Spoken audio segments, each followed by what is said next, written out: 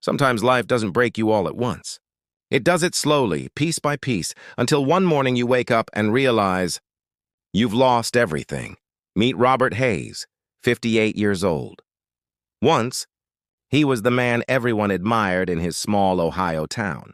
He had a steady job, a beautiful home, a family that loved him, and friends who respected him. People would say, if there's someone who figured life out, it's Robert. But life, it doesn't care about your plans. It doesn't ask if you're ready when it decides to test you. It started with a company merger. Robert had worked there for 27 years. He trained younger managers, built teams, gave his life to that company. But when the new owners took over, they called it restructuring. And just like that, one Friday afternoon, he was called into a small office and handed a white envelope. Inside, it were two things: a thank you letter for his service and a termination notice. He went home early that day. His wife, Linda, opened the door and smiled. She thought maybe he got promoted. But the silence in his eyes told a different story. He tried to smile.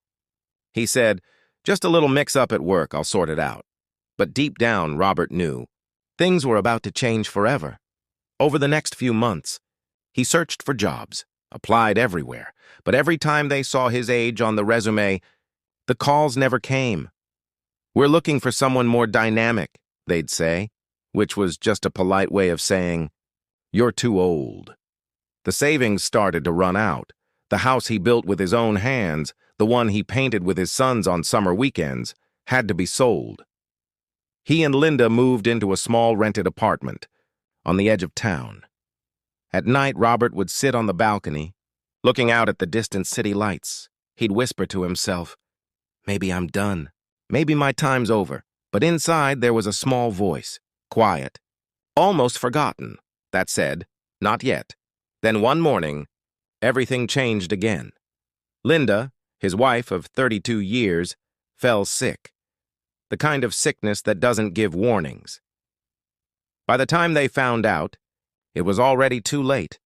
Robert spent months by her bedside, holding her hand, praying for a miracle that never came. And when she was gone, it felt like the world went silent. The house was gone. His job was gone. Now, the person he loved most was gone, too. For the first time in his life, Robert didn't know why he was still here. Days turned into weeks. He stopped answering calls, stopped shaving, stopped trying. But then, one night, as he sat on a park bench, the wind cold against his face, he saw something. A young boy, maybe 12, struggling to fix his old bicycle chain. Robert watched for a moment. The boy's hands were greasy, his face frustrated. Finally, Robert walked over. "Need some help?" he asked softly. The boy nodded. Together, they fixed the chain in minutes. The boy looked up and said, "Thanks, sir. My dad says people my age should learn to fix things myself." Robert smiled faintly. "Your dad's a wise man," the boy replied. "He's gone now, but I'm still learning." That one sentence. "He's gone now." It hit Robert like lightning. He saw himself in that kid, lost, but still trying. That night, for the first time in months, Robert didn't cry himself to sleep. He stayed awake, thinking about how many people give up too soon, and how many still need hope. He realized something powerful that night. If his story was ending, maybe it was time to rewrite it, and that's where his second life began. The next morning, Robert woke up before sunrise, something he hadn't done in months. For a moment, he just sat on the edge of his bed. Listening to the quiet hum of the city outside his small apartment, he whispered, "If I'm still here, there must be a reason." Soft, hopeful music begins. He didn't have a job. He didn't have a plan. But he had something far more powerful, a spark. He found his old notebook, the one where he used to write ideas, quotes, dreams. Flipping through its pages, he stopped at one line he'd written decades ago. "You're never too old to start again. You're only too scared." Robert stared at those words for a long time. Then he smiled faintly and said, "Let's see if that's still true." The next few weeks were hard. He applied for jobs again, smaller ones, part-time, anything, but rejection emails kept coming. One day, a store manager told him, "Sir, you're overqualified. We're looking for someone younger." He walked out, holding back tears, but instead of quitting, he said to himself, "Fine. If no one hires me, I'll hire myself." That night, Robert opened his old laptop and slow, dusty, barely working. He searched how to start a small business with no money. He spent hours learning about freelancing, selling used items, repairing electronics, even about online tutoring. One thing stood out. People were always willing to pay for help. He remembered the boy with the bicycle, how simple that moment was. Maybe he could help people fix things again. The next morning, he printed a small sign on plain paper. "Fix It Robert.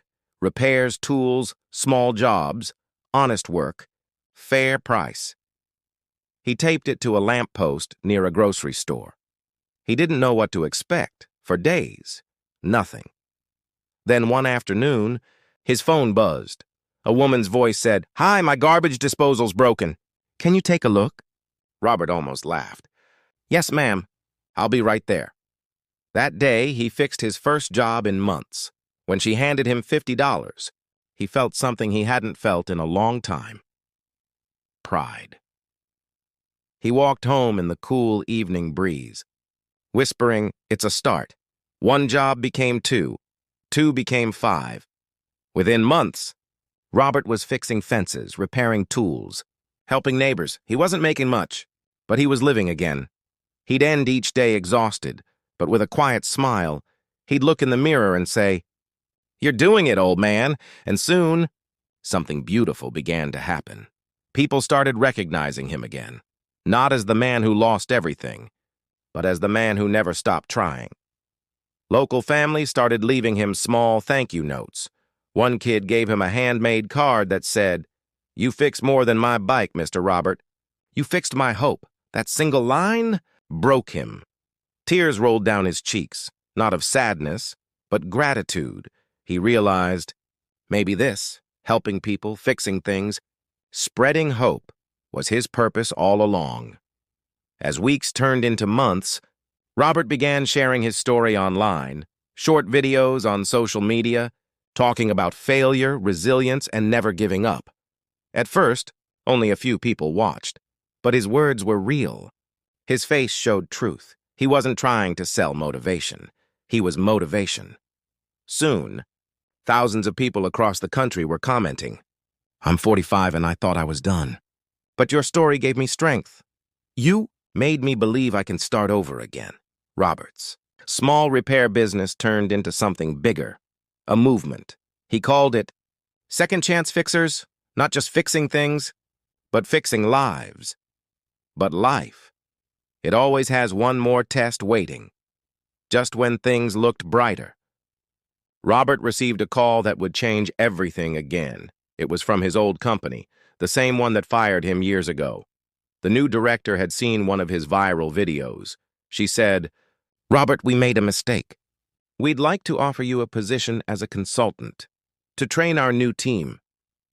Robert smiled quietly.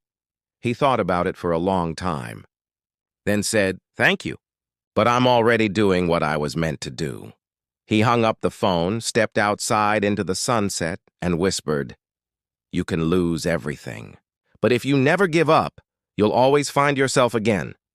For Robert Hayes, the man who had lost everything, his real story had just begun. It had been 3 years since Robert Hayes fixed that first broken bicycle chain. 3 years since he decided his story wasn't over yet. The little repair service he started with one printed flyer had now grown into a community movement. Second Chance Fixers wasn't just a business anymore. It was a message. Across small towns and cities, people started volunteering under that name.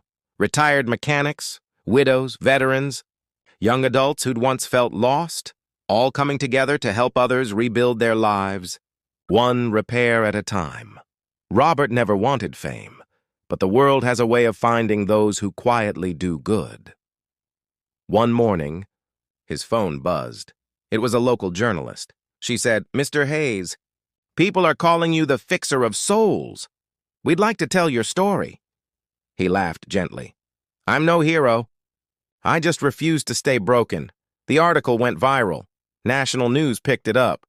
Soon, Robert was invited to speak at a community leadership conference in Chicago. It was his first flight in years. He sat by the window, watching the clouds roll beneath him, whispering, "Linda, you'd be proud of this." When he walked onto the stage, the hall fell silent. A simple man in worn-out shoes, gray hair, holding a note in trembling hands. He said, "I lost my job. I lost my home. I lost my wife. For a long time, I thought I lost myself too. But life has a strange way of testing you, not to show you how weak you are, but to remind you how strong you can be." He looked at the crowd, hundreds of faces, many with tears. You're never too old to begin again. You're never too broken to be fixed. If you can still breathe, you can still fight. And if you can still fight, you can still win. When he stepped off stage, dozens of people hugged him. Some said, "You saved my life today." Others said, "You reminded me who I was." That night, back in his hotel room, Robert stood by the window. Looking out over the glowing city, he whispered softly, This is what purpose feels like." Over the years, Second Chance Fixers expanded to multiple states. They repaired homes for the elderly, donated tools to schools, and trained unemployed people to start small businesses. Robert became a mentor, a teacher, a living example that hope has no age limit. Even when his health began to fade in his late 60s, he never stopped showing up. Every morning, he'd still sit by his workshop window, polishing tools, smiling as volunteers worked outside. One day, a young man approached him, maybe in his 20s, nervous, holding a resume. He said, "Sir, I messed up a lot in life. I don't think I can start over." Robert smiled, placing a hand on his shoulder. "Son, the only thing you can't fix is what you give up on." That sentence became the slogan of his entire movement. It spread across social media. Posters, T-shirts, even murals painted on walls. The only thing you can't fix is what you give up on. Years later, when Robert passed away peacefully in his sleep at 73, the news spread across America. Thousands gathered for a memorial, not to mourn, but to celebrate him. In every city where Second Chance Fixers had touched lives, people lit candles and shared their stories. A single mother said, "He helped me fix my washing machine when I couldn't afford one. But more than that, he fixed my faith." A teenager said, "He made me believe being different wasn't a failure. It was a gift." And that little boy with the broken bicycle? He was now a grown man, the head of Second Chance Fixers. He stood at the podium, tears in his eyes, and said, "Mr. Robert Hayes once told me, you can lose everything, but if you never give up, you'll always find yourself again." Today, we don't just remember him. We live by his words. Because in the end, Robert's life wasn't about what he lost. It was about what he found: purpose, hope, and the power to rise, no matter how far you fall.